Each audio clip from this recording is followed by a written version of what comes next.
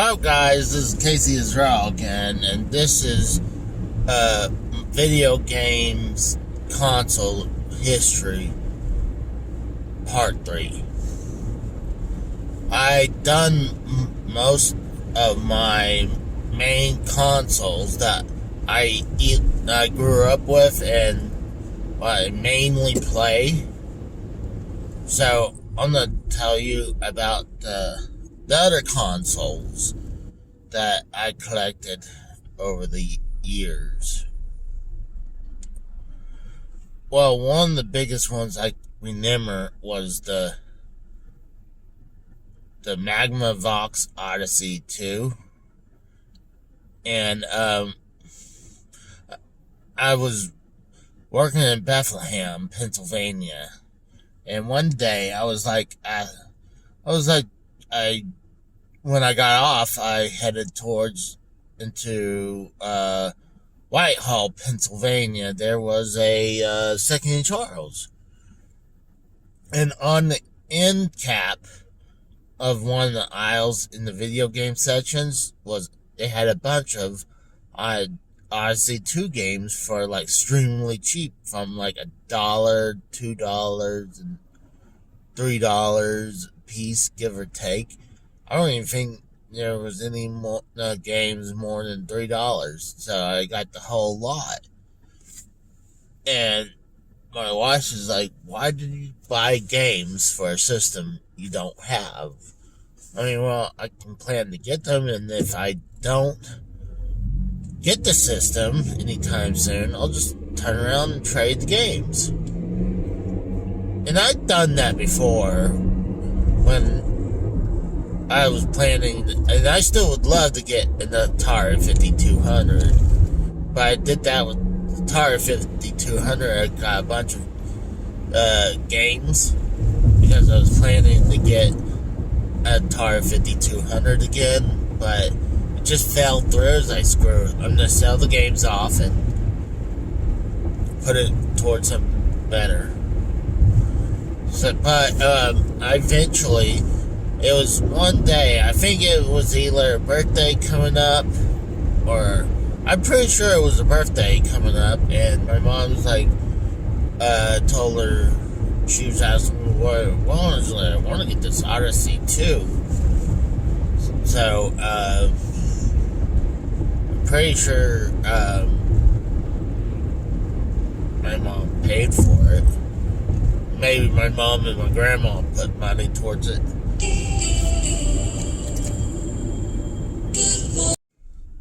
So, yeah, I picked it up, and then maybe picked up some loose games here and there for it. And then I believe in either Saylorsburg or Slayton, Pennsylvania, the one that's closer to Lehighton or Jim Dorp, there was a flea market over there. I'm pretty sure it was Slayton. And there was this kid who was a vendor, and he had not only another box Odyssey 2, he had a bunch of Odyssey 2 games in the boxes. So I was like, alright, how much?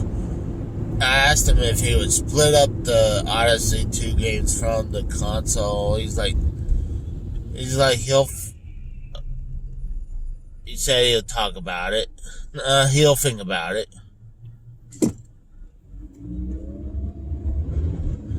And, I think a week or two later, it's like,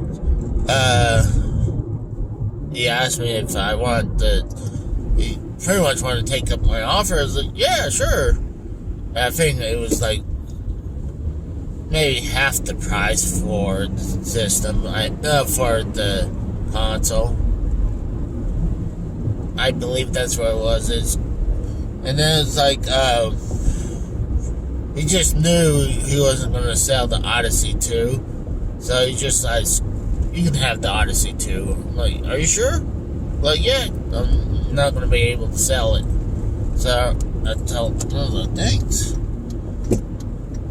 I eventually just took the Odyssey 2, both of the Odyssey 2s. I always see them boxed. And I'm thinking it's because how cool the box for the Odyssey 2 is pretty cool looking. So I think that's why the boxes were always with them when I see them. But,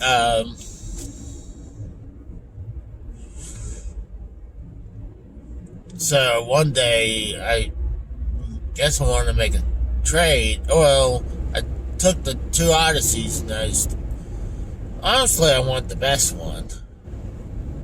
And I just made sure the other one was working. And they both were working. So it was alright. So, I eventually traded that one in. But, and then I got onto the Atari 7800. That, I think the reason I started wanting to get the Atari 7800 is because I found Double Dragon for the Atari 7800. But I was like, I went ahead and picked it up because last time I found Double Dragon for Atari, I didn't pick it up. So I picked it up and then started actively looking for a 7800 and really couldn't find one. And at this time, I really tried not to go through eBay to do it. I just wanted to find it on my own. So, yeah, that at a flea market in Wingate, Pennsylvania, there was a vendor out. See, there was a very long building for a flea market. It was not that one. It's the one on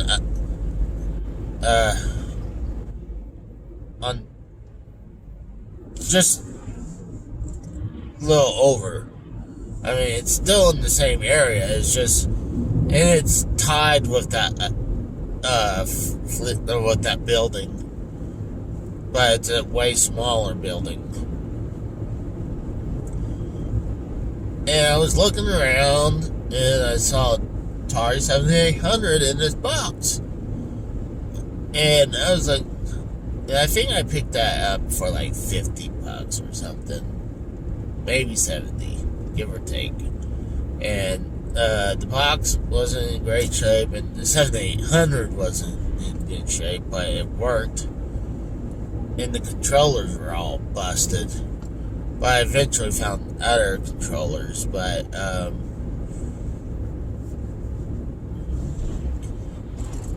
you know, if Atari 7800 came out when it's supposed to, I think like 2-3 years before it actually did, maybe it was 4 years or something like that, because it came out right the year after the NES, and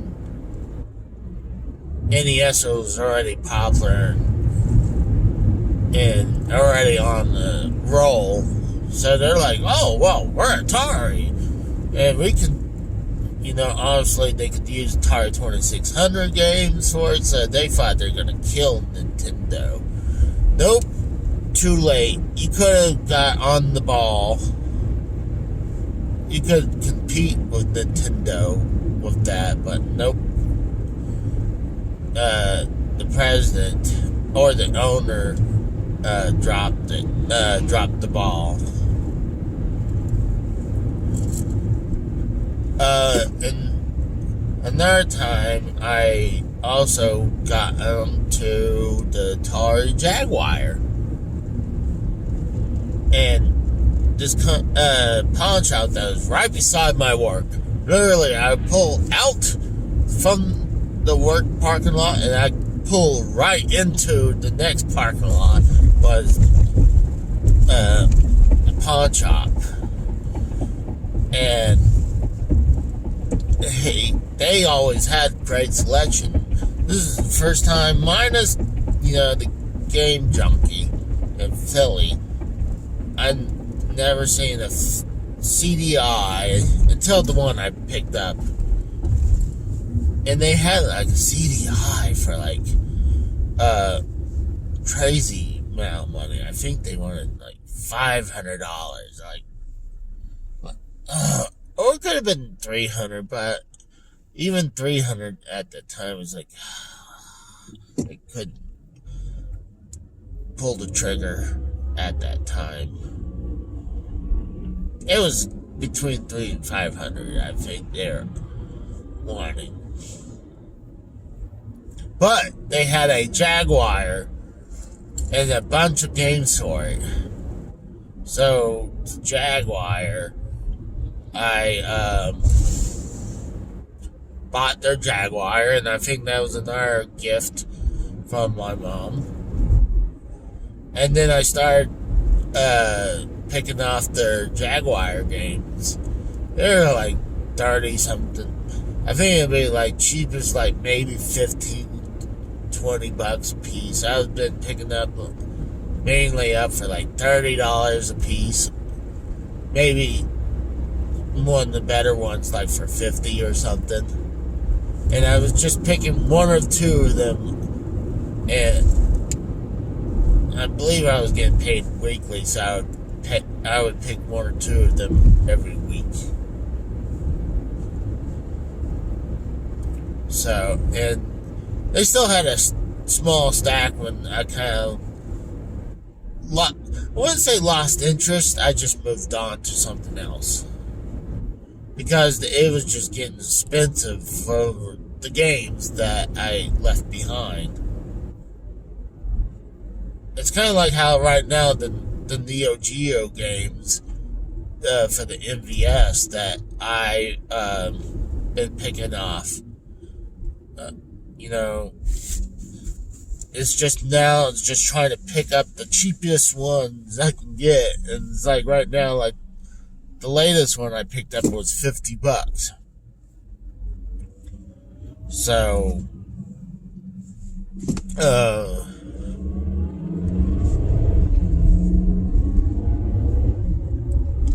but, then I eventually I picked up a couple Jaguars games here and there eventually, and then I started picking up a bunch of the boxes. And that was cool to finally get a box for my Jaguar games. And then, let's wrap it up with this Phillips Cdi. This is right after I got laid off at my previous job. And I think my mom knew I was depressed. And I was angry because I got screwed from my company. And I believe they had a CDI for like $300.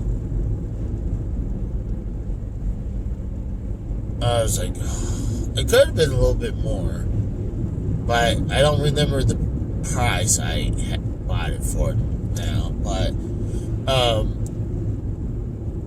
I just mentioned to my mom, I didn't think she would actually offer the money, because I was like,